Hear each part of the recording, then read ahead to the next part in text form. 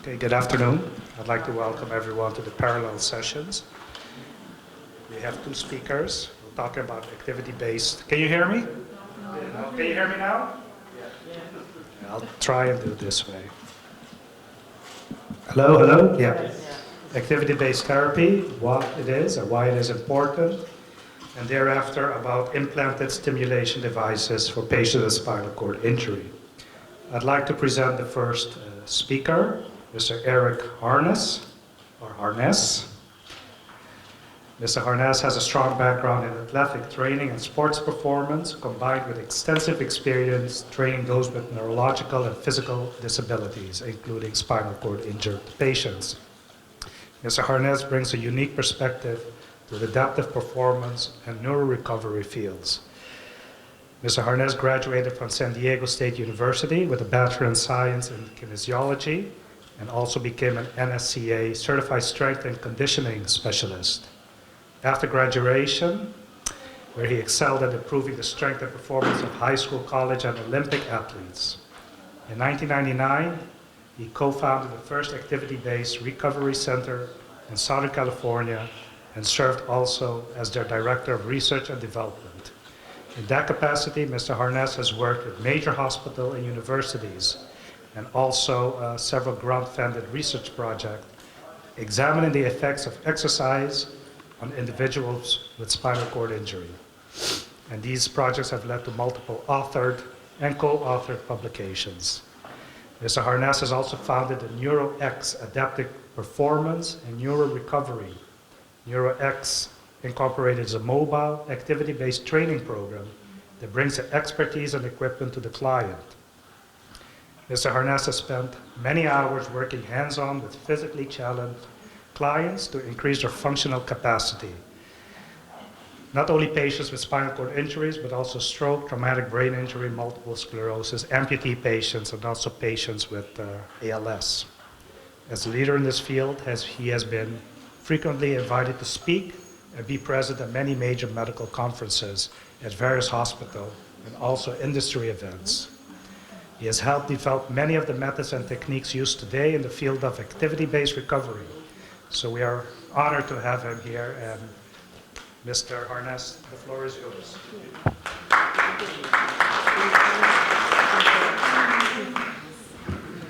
Hello, my name is Eric Harness. Sorry, I've been battling a cold all week, so if I cough or get choked up, I apologize in advance. So we'll start off with what is activity-based therapy training. So Andrea Berman and Susan Harkmiller, who were one of the originators of the concept back in the early 90s, they call it the activation of the neuromuscular system below the level of the lesion with the goal of retraining the nervous system to recover a specific motor task. So we emphasize optimizing recovery versus adaptation and compensation. It's high dosage and intensive. So it's multiple hours a day, usually for multiple days per week. Forced use. So we recruit the weak muscles and don't rely on the strong overuse of the strong muscles. And we attempt to activate the neurocircuits both below and around the lesion. And that's done by providing sensory feedback to the nervous system. So the underlying principle behind activity-based training is the fact that the central nervous system is plastic. So some spinal circuits are spared. So the axons around the lesion site can be spared and can continue to transmit signals. Collateral sprouting can occur. So you can get sprouting of the axons above the level and as well as below the level of the injury, where they're connecting to other neurons and axons around them to try and transmit the signal that the damaged neurons or the damaged axons used to carry. So we know that neurological reorganization is possible with intense activity. They've seen this in a lot of rat studies where they see the brain, the spinal cord, both reorganize after intense activity. So what are some of the components of activity-based training? So we're looking at gravitational loading, so reintroducing gravitational loading to the body, and also providing sensory feedback.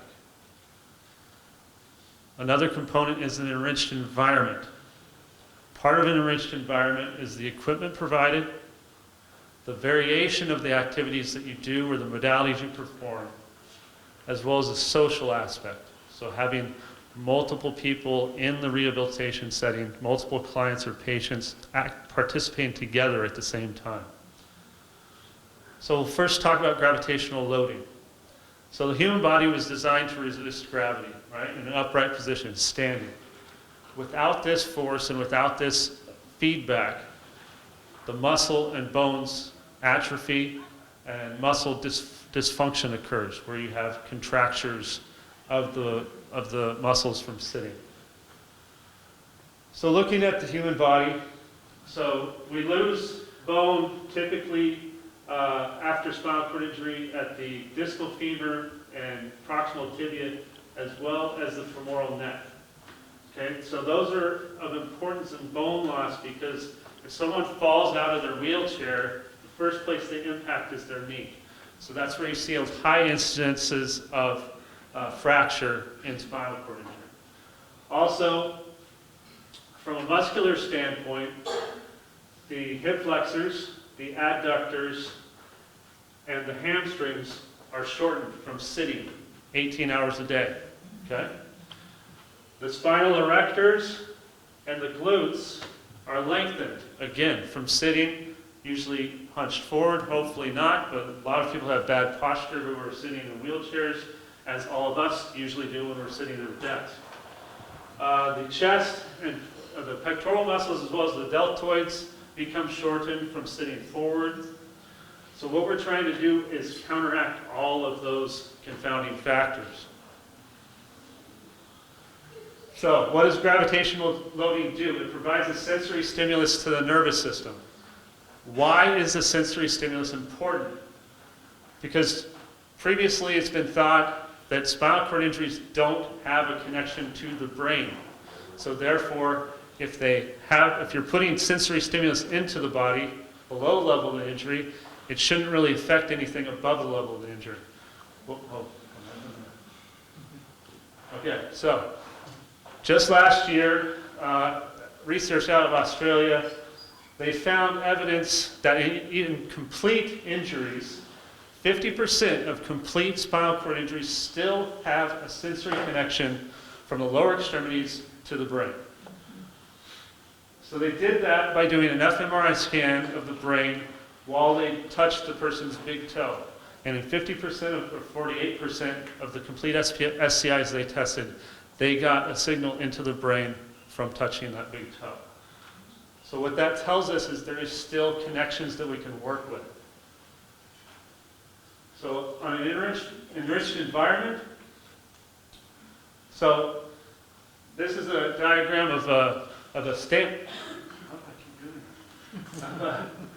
a standard housing unit for rats and an enriched environment housing unit for rats.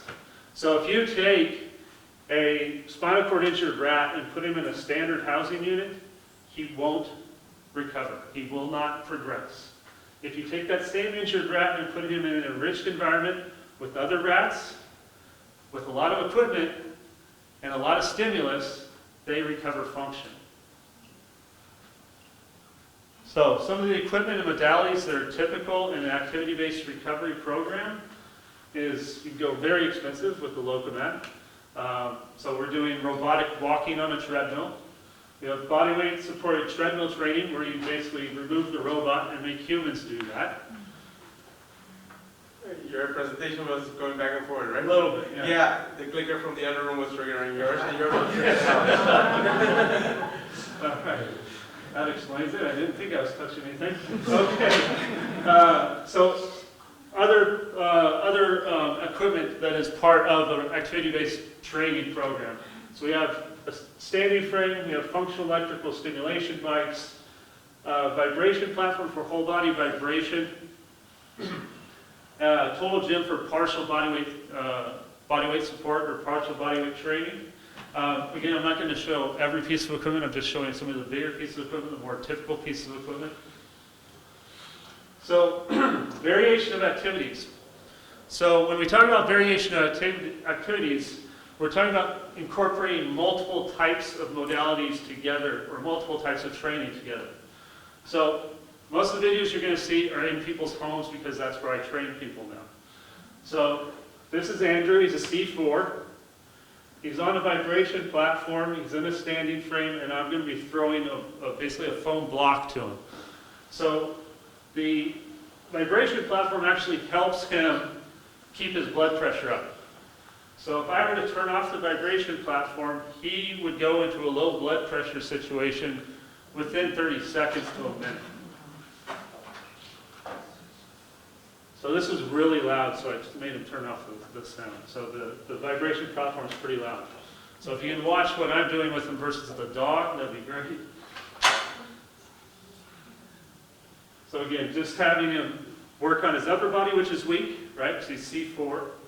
And now we have the stimulus so we have the sensory stimulus from the vibration platform at the same time, as well as load bearing. This is Kid. He's from Japan. He's a T10. Again, in the standing frame, we're just doing back extensions.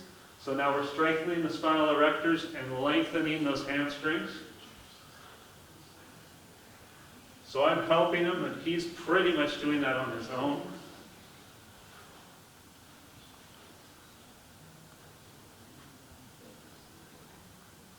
Okay, so this is Stephen at the foundation. He is, I forgot to list what his level is. He's T10, okay. He has pretty severe scoliosis. So what we're doing here is we're putting him in a lengthened leg position to try and stretch out his hamstrings. He's also split leg, again to stretch the adductors. And he's going to be hitting this ball to try and activate his abdominals and his obliques. Okay?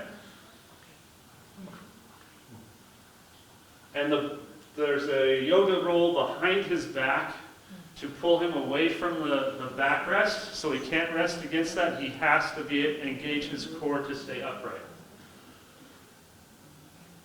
Okay, social aspect. So, in big centers or majority of centers for activity-based recovery or activity-based training, we want to have multiple clients working out at the same time so they can laugh and talk and, if we want them to focus, but we also want it to be fun, right? So this is just pictures of different, a lot of clients working out together at the same time with different functions. So you've got people on the table here working on manual therapy, as well as in the corner you've got somebody working on gait training. So, some of the pioneers of activity-based training. First, in functional electrical stimulation was Dr. John McDonald, who eventually started working with Christopher Reeve. Locomotor training, we had Anton Wernig from Germany, as well as Reggie Edgerton and Susan Harkema. So most of this stuff was done, so locomotor training started early 90s. Functional electrical stimulation started right about the same time, mid-90s. And Christopher Reeve in 1995, after he got hurt, he started an intense program of doing FES, locomotor training, aquatherapy. And 3 years after he started in 1998, he started to move his finger. He determined he basically stated that that little movement that he was starting to get back, that he was not supposed to get back, was due to the intense training program he was on. And he had suggested at the time, pleaded at the time, that insurance should start covering this type of therapy because it was helping him and it worked. 20 years later, it still doesn't cover it. So myself and Ted Dorzinski started Project Walk in Southern California in 1999. We at the time didn't know any of this previous work. We came from a sports training background, athletic training. Our first spinal cord injury client, we looked at him as an injured athlete rather than as a spinal cord injury. His athletic goal was to walk again. So we had to break down walking into its simplest forms. What is the simplest components of walking? And then build from there. So everything we started to do was manual therapy, getting somebody on a table, asking them to assist and resist our movements that we tried to move their legs or their body through. Developmental training. Our concept was a human infant, when they're born to walking, they go through a series of developmental processes to get them walking. Now, it's not that you have to be perfect at those processes to walk, but getting prone on your elbows and pushing up, getting into hands and knees or elbows and knees position, kneeling and standing are all critical to learning how to walk again. That's why an infant goes through those stages. So putting someone in those positions, we believe, can influence the brain to retrain the body to hopefully gain function below the level of injury. I just want to restate that I'm not saying that all the outcome of this program is strictly walking. It's just about regaining function below the level of the injury. So the current programs that are out there are mostly US based. There's over 25 in the US. There's myself, my program. It's based out of San Diego. I just came here this past week to train Fundashon, Alton, Paas in their gym in some of the activity-based training techniques. And we are partnering together to bring it to the Caribbean. There's the Peak Center at Craig Hospital in Denver. There's Beyond Therapy at the Shepherd Center in Atlanta. There's Kennedy Krieger, which really focuses mainly on people who are under 18, and that's at Johns Hopkins in Baltimore. Next Step, there are multiple locations. That's based off Susan Harkema's program. And then there's project blocks that are in multiple locations. So, why is activity-based training important? So through activity-based training, we may be able to reduce bone loss, increase metabolism, improve posture, and most importantly, increase function. So reducing bone loss.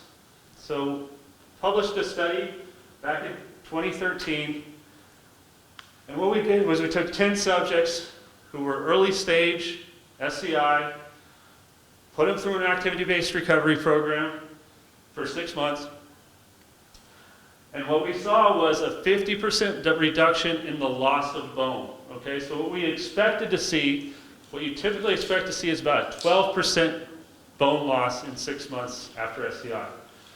We saw a 6% loss, so we're cutting that in half. We're not saying we're going to gain bone, but if we can slow the loss, maybe it's possible they don't lose as much over time. Increased metabolism. Now granted, this program is not focused on cardiovascular fitness. However, just the activity itself can help with that. If people really need cardiovascular work, we encourage them to do hand biking, cycle ergometry, high-intensity FES training. So, another study we published. So we looked at what does activity-based training do for the metabolism. So we saw the biggest energy costs were associated with load-bearing type exercises. So the more load-bearing we incorporated, the greater the energy expenditure. So it's recommended that SCI expend between 1,000 to 2,200 kilocalories a week in order to reduce disease risk. That would require between 5.2 and 8.9 hours of activity-based therapy based on our findings. And our typical clients at the time were performing between 6 and 9 hours. So they would come in 2 to 3 days a week for 2 to 3 hours a day. So postural improvements. What were we seeing posturally? Well, so postural improvements. So what happens when you sit for possibly up to 18 hours a day? Again, like I talked about, we have shortened hamstrings, shortened hip flexors, tight pectorals, rounded shoulders. What does that lead to? That leads to kyphosis and scoliosis. So kyphosis usually occurs in the thoracic back, and the person ends up rounded. Scoliosis can occur all throughout the spine, as well as kyphosis. Scoliosis is the curvature of the spine. So if we can engage the back, get the person out of their chair, either sitting out of their chair where they have to stabilize their torso, or standing, we can lengthen the hamstrings, we can lengthen the hip flexors, we can engage the spinal erectors and engage the scapular and posterior shoulder girdle musculature in order to get them back into a correct posture. So this is Alton. He's 9 years post-injury. This was working with him this week. He really wants to get his back straighter and not slump over as much in his chair and be able to sit up more erect. So what you'll see here, he's attached to a cable row machine. The blocks between his legs are to keep his knees in a hip width apart position.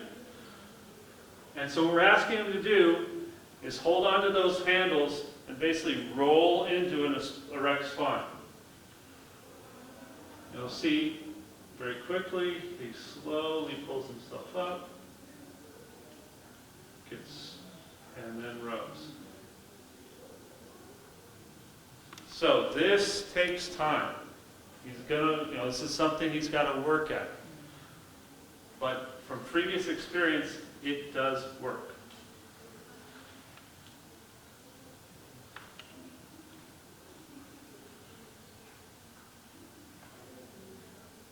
How much weight was he pulling? I don't remember, Alton. What were you pulling? Do you remember how much weight you were doing there? Is it 40? 40 pounds. 40 pounds. Okay, this is one of my clients. He's C6. He's 6 years post-injury. What you're going to see, what I want you to watch, is the first part of the video. He's doing what are called bow ropes, so heavy ropes that you're going up and down with. Sitting on the edge of the table. When we first do it, he has to put his hand down each time to balance himself. On the second part of the video, see, he doesn't have to do that anymore.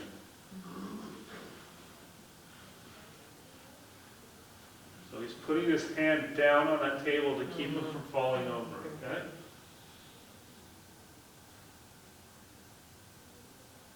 So this is about 6 months later. So he's sitting up tall, he's able to stabilize himself, and he's not touching the table. Okay, so increased function. So in 2008 or 2006, I started a project with Steve Kramer at UC Irvine, where we followed 21 subjects, each one of them for 6 months, through an activity-based recovery program. At the time, we called it intense exercise, because we didn't have a name for it. So, basically, what were our results? We saw about a 4.8 increase in total Asian motor score in the 21 subjects that were in the intense exercise program.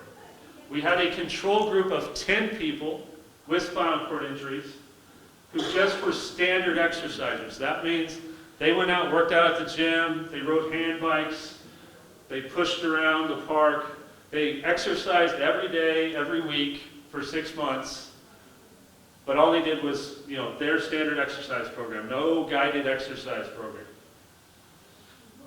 So, there was 0 increase in total Asian motor score on those standard exercisers.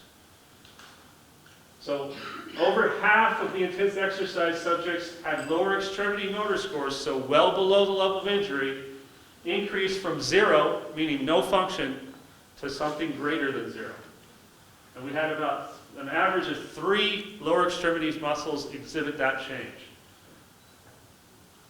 A third of IE subjects had lower extremity muscle scores increase from less than 3, which means they couldn't use those muscles against gravity, to 3 or greater. So now they're using it against gravity or more.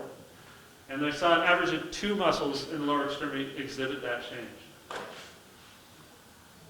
So this was just total change in Asian motor score in our 21 subjects versus the amount of intense exercise per week. So you see there's a somewhat of a trend to more exercise equals more recovery. The only reason I despise lines and graphs like that, or trend lines, because they can be a bit deceiving, but as part of the publication insisted we put a trend line in there. So as you can see, most people were in this 6 to 9 hour range of intense exercise.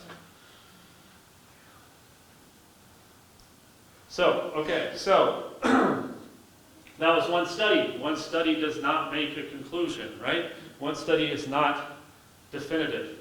So since then, there have been two more publications, not by us, that have pretty much confirmed some of our results.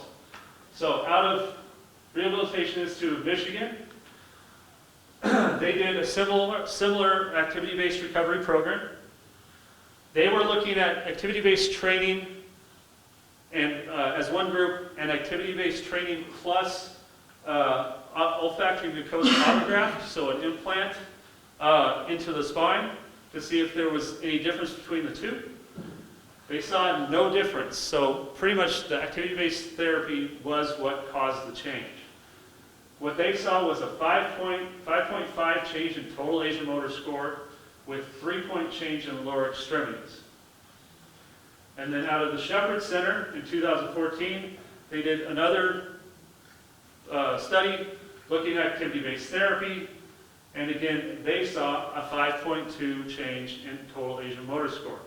So we have 3 studies, all 3 saying there's a 5-point increase in Asian motor score after 6 months of activity-based training. Okay, so I'm going to show you a few of a couple of my clients and just show some progress over time. So this is Ryan, he's C4. At this time, he was 13 months post. I'd been working with him probably for about 6 months before this video was taken. We didn't start off here. He was not walking like this. We were working in his house, working on standing and kneeling and all of the developmental activity, the developmental positions. So you'll see he's actually partially central cord syndrome. So his upper body is more affected than his lower body. We're supporting his upper body, and he's able to take steps.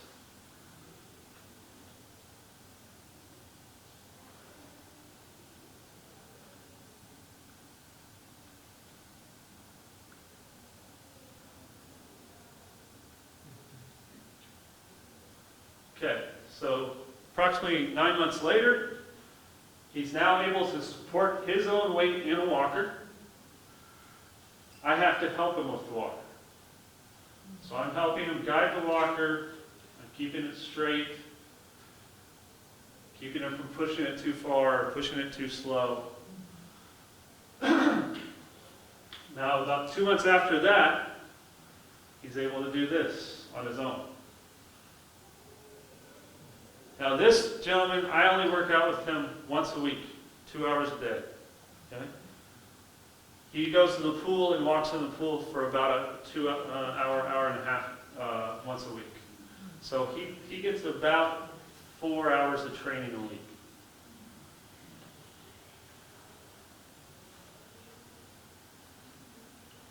Okay, so he is better than this now, but this was only a couple of months ago.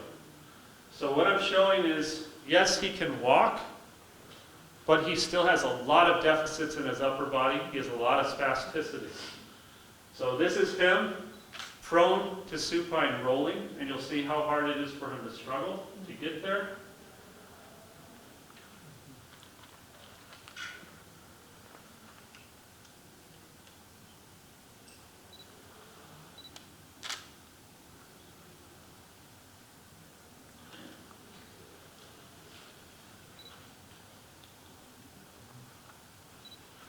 So He's better than that now. He can much more easily get up on his elbows, but we work on that as well. So those are all, that's all part of what we do.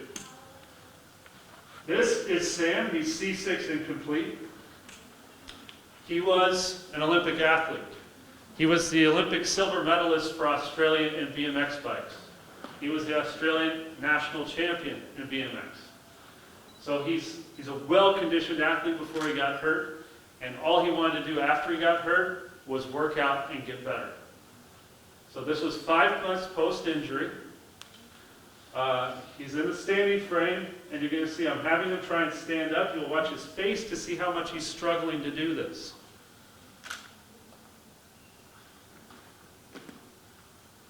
You can also see his hand there. Can't really hold onto the bar very well. This is a month later. Don't recommend what I'm doing, but it's what I did in that video.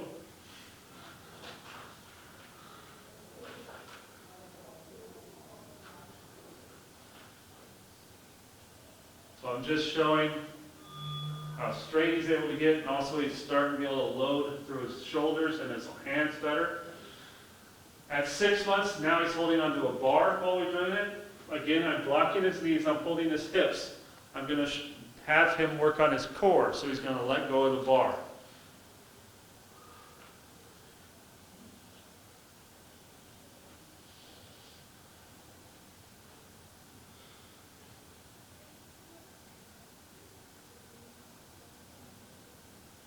Both hands are off, and I'm stabilizing his hips and his knees. That's all him holding his core.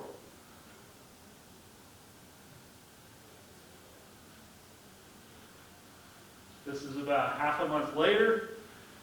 Now he's going to hold his legs and his hips and everything on his own. You'll see he's got his hands strapped now, and that's just for safety, just because that's as we can. We didn't want him to lose his grip.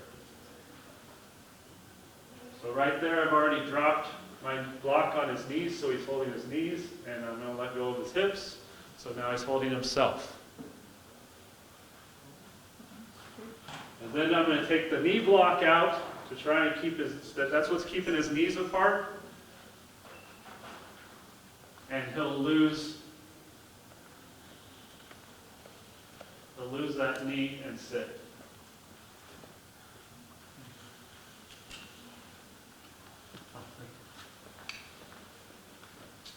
So this is also 7.5 months post-injury. This is a spin bike. This is what you would find in any gym, okay? So it's got a heavy flywheel. That's me, that's his brother. We're working with his legs, so we're controlling his legs. He's holding his upper body himself. You can't really see it, but there is a strap that's kind of holding him on the seat. So we're just spinning his legs.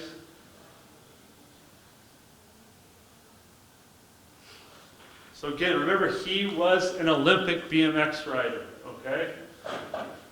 So biking was his life. So he knows how to ride a bike.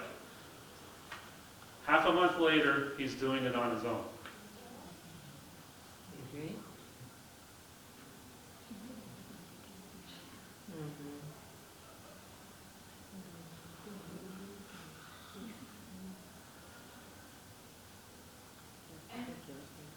Okay, so this is 8 months later. He's on a regular BMX bike. He's clipped in with clip-in shoes. What we did do was fix the rear hub so it's not a freewheel, it only goes forward. This, to me, is the most impressive thing I've seen, because he still can't walk, but he can do this.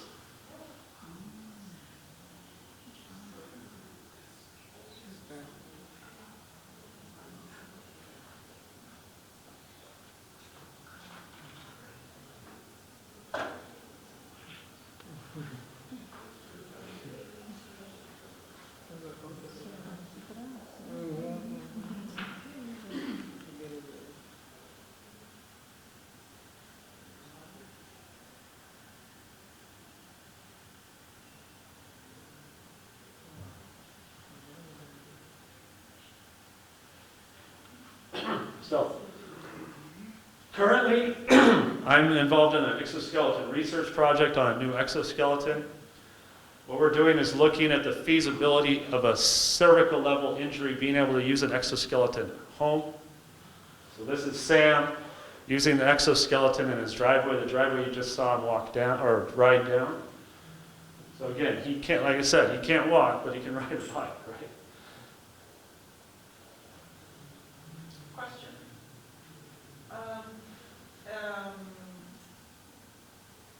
Does it do any difference if it's doing them like barefoot? Does it give them too much stimulus? Are we talking about the exoskeleton No, or? the walking. Can you do it barefoot? Does it give them too much stimulus if you does that? So this is an exoskeleton. So this is a robot. So that's, No, but I mean as patients, what's that? if they walk barefoot. Oh. So some clients do like being barefoot because they can feel it better. They can feel it. I don't ever recommend that a patient or client walks barefoot because of ankle stability issues. But for other types of like manual therapy on the table, barefoot stuff on the table is fine. I really try and stay away from letting anybody do anything barefoot load bearing, just for ankle stability issues. Oops. Okay, so a final thought. So you've seen all that. So when we started back in 1999, medical community basically looked at what we were doing and said, you're giving people false hope. You should not be doing what you're doing. We said, why is that false hope? All we're doing is offering them a chance to recover as much function as possible. But every client that we used to get back in those days would say to us, my doctor said, or my nurse said, or my physical therapist said, I can't recover function.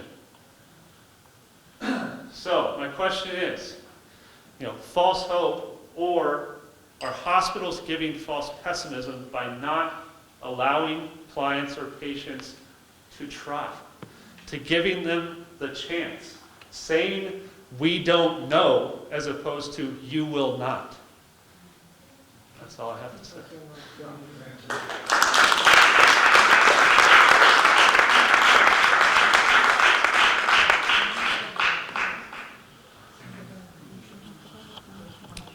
So artist, thank you very much for a very interesting and stimulating talk.